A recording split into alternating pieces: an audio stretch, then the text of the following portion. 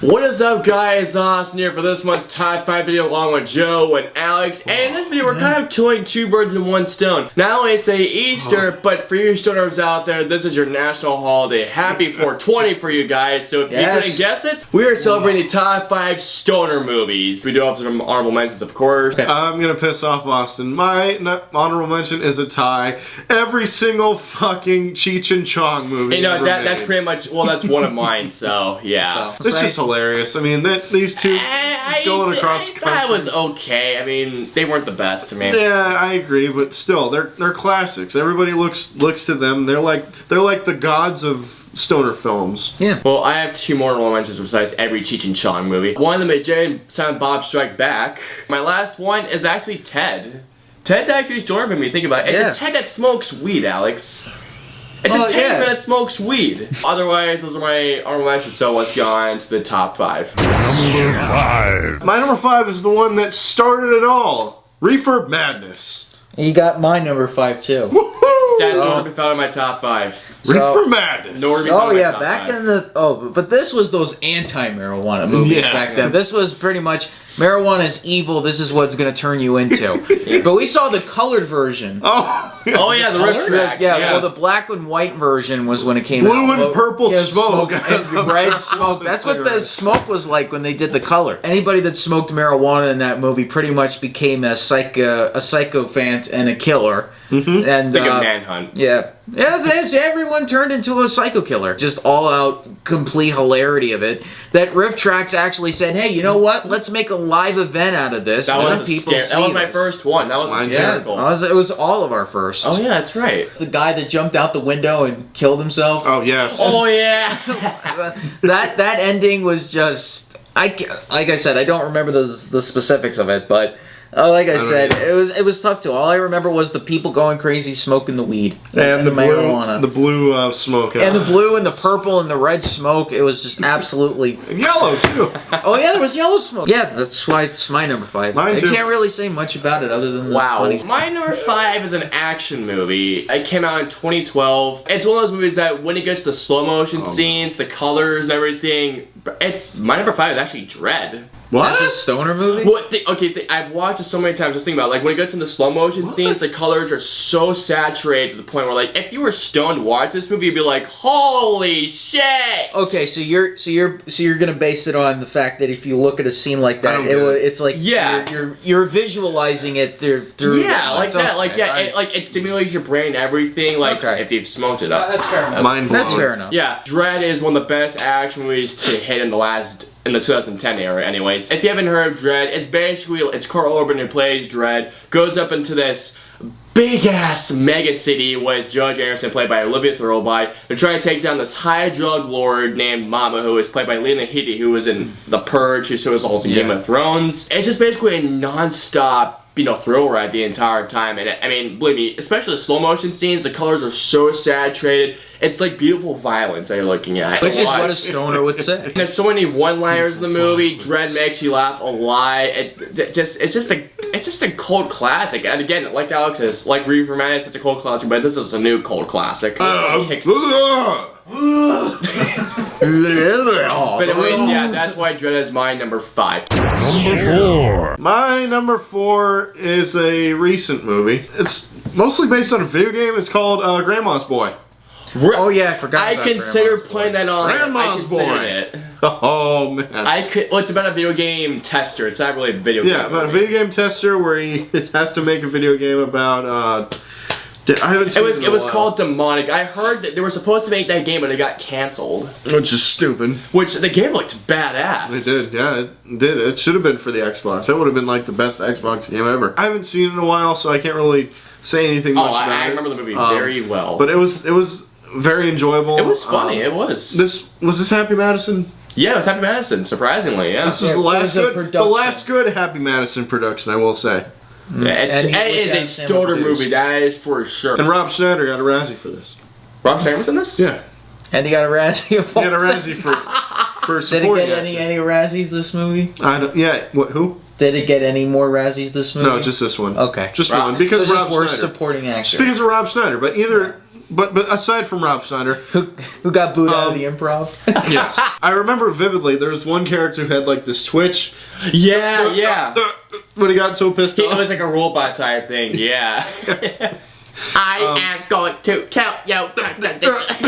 When he got so pissed off, he was a robot. It was hilarious. So yeah, that's my number 4. It's a very enjoyable movie. My number 4 was a movie that came out when my parents were saying that this is like one of the greatest movies that come out during that time. If you don't know what this is, you probably have not seen this, but it is on the American Film Institute's top 100 best American movies.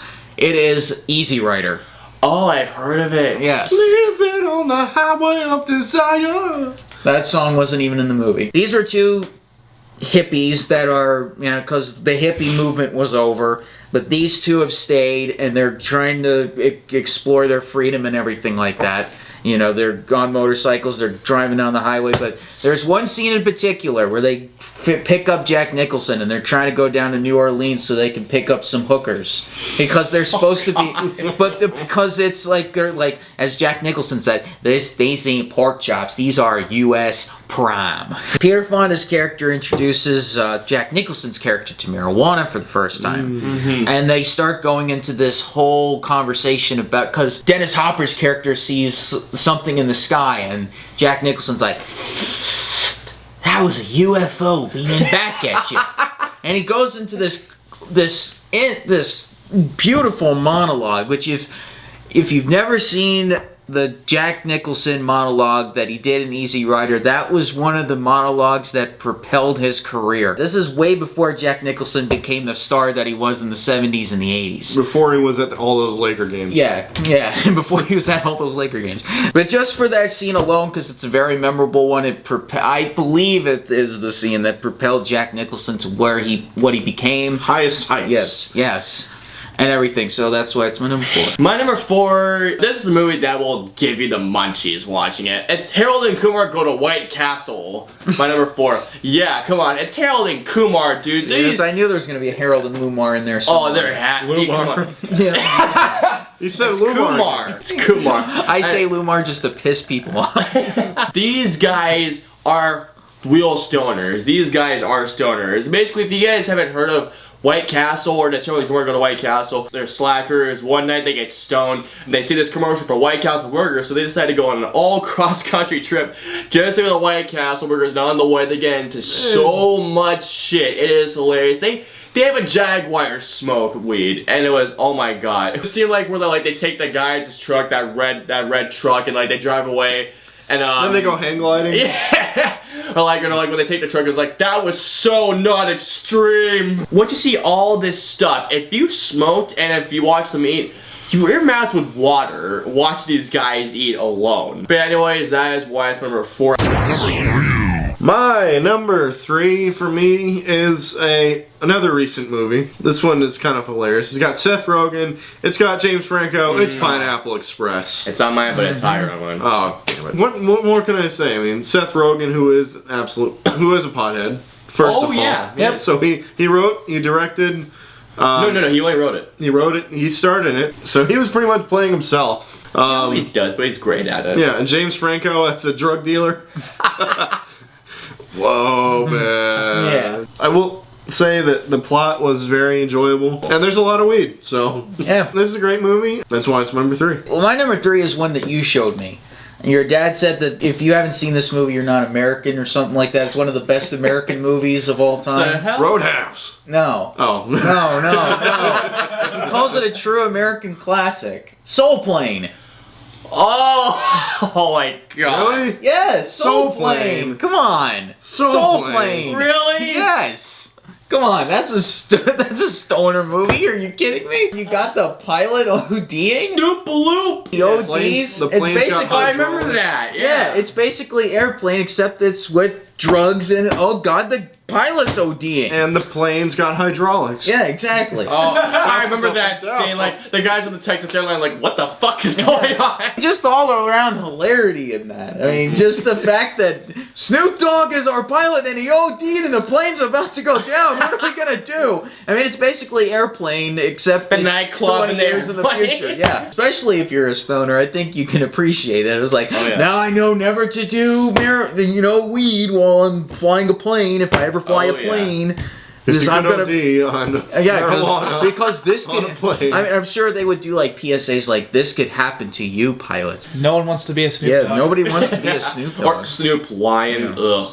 No, Snoop-a-loop! keep coming up with funky ass shit like every single day.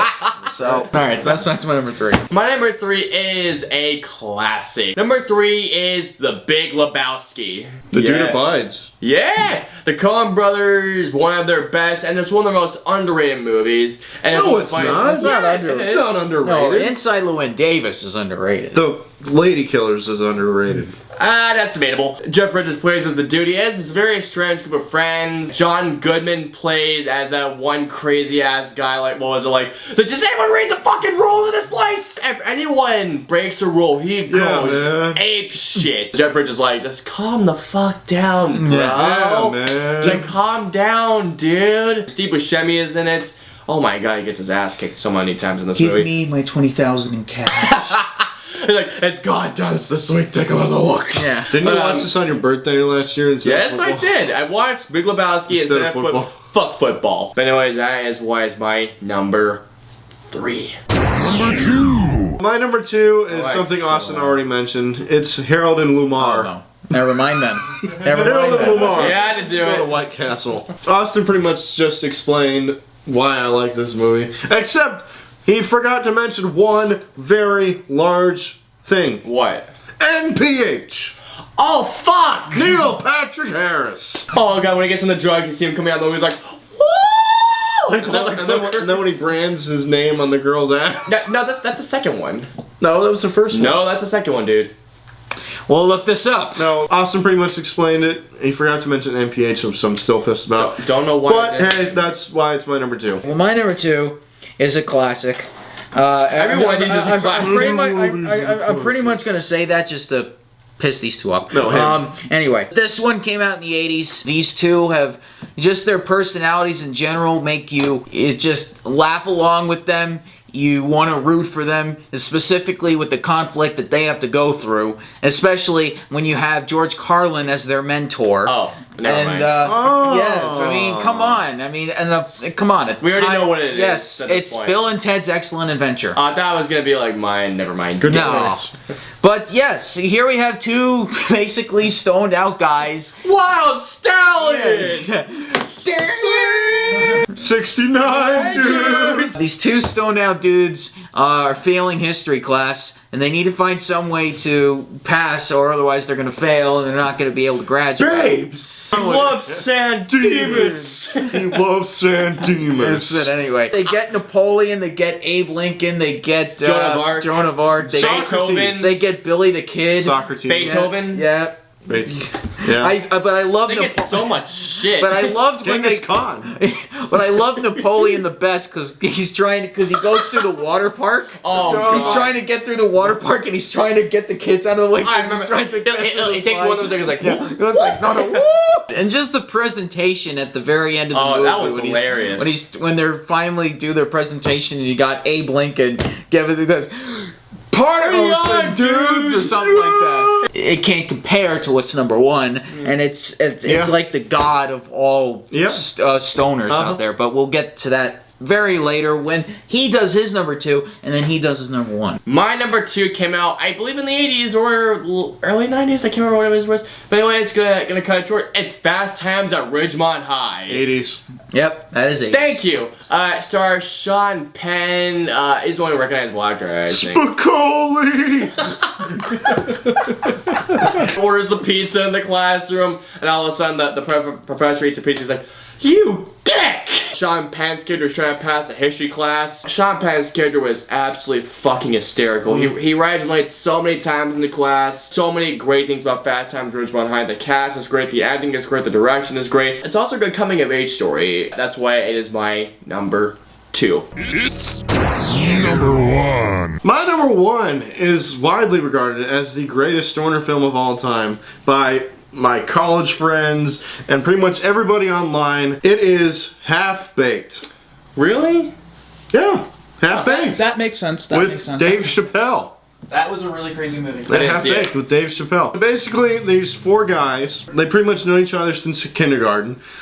This one guy goes out on a food run. He pretty much gives this horse junk food, and he gets arrested for killing a horse. Yeah, the horse died from him. The horse died from him, and the cop said they killed the horse, and he gets put in jail. The bail set $1 million. What? And what do? They gotta sell some weed. This is pretty much Dave Chappelle. This is where we pretty much knew, or where he first started getting big. Yeah. It was such a hilarious stoner film. You guys probably already know if you've seen it. I haven't seen it. You guys have seen it? Nope. No. You should. You should. I agree. Shane knows. Thank God I'm not alone. Shane knows what I'm talking about. I do. That's my number 1. Well, my number 1 is considered to be one of the greatest stoner movies of all Oh my time. God, another one. As said by my college friends and as said by many on the internet. Because they would have said the exact same thing, except it's a different movie, but it's widely regarded. It's one of the Please don't biggest. do what I think it is. Oh, come on, dude. It is also. I'm just gonna go with The Big Lebowski. Ah, okay. Yes, I mean, come on. I'm a huge fan of the Coen brothers. Who is it? Love them. Yeah. This is one of the movies that, it made a lot of money, but unfortunately not a lot of critics. Austin explained it in his number 3, but like I said with my Bill and Ted, I mean, those are the stereotypical guys, but this guy's the overall, I mean, he's like... Remember the fucking rules we were bullied. Big Lebowski is God to what Bill and Ted are Jesus. That's a good way of putting it. Yes, that's the way I would put them as, because he is. I mean, the dude is one of the. I mean, Jeff Bridges has pulled off the best performance of anybody that does marijuana than I've ever seen in my life, and I know because I've known theater guys and theater people all around that love this. I live by the dude, man. They've said that. You.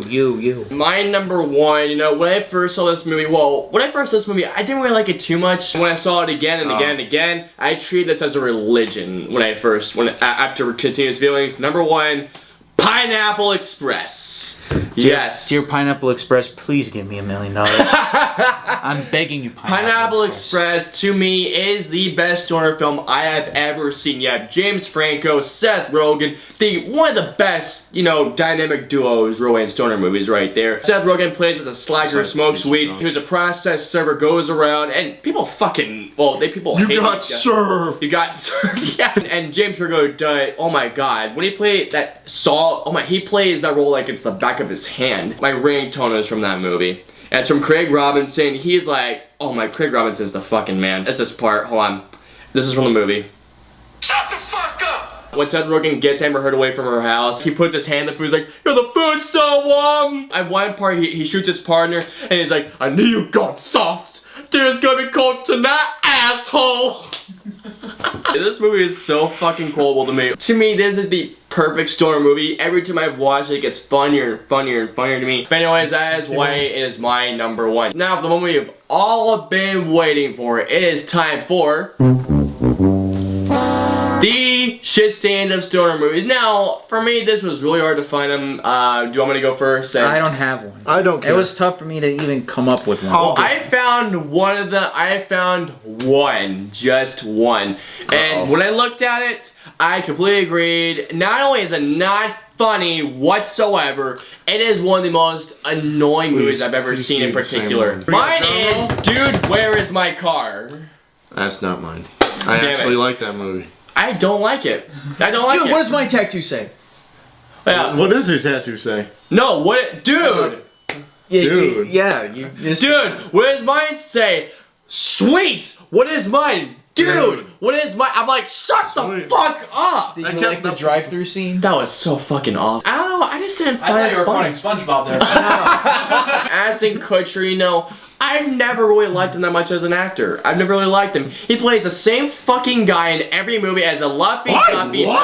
Sean William Scott Stifler was the only reason I actually kind of liked this movie. And the whole plot involving like this fucking like golf course or something like that, getting like them blacked out or something like that. These alien chicks come around. It's so fucking stupid. They go through all this shit with their girlfriends only to get fucking hats. And then... That is why it is my shit stain. Technically, this isn't considered a stoner movie, but the characters in the movie are kind of stoners. So, Well, we'll find out. I will say that. This movie is one of the worst films I've ever seen in my entire life. What is that? It's Biodome. Oh! Yeah, you are right.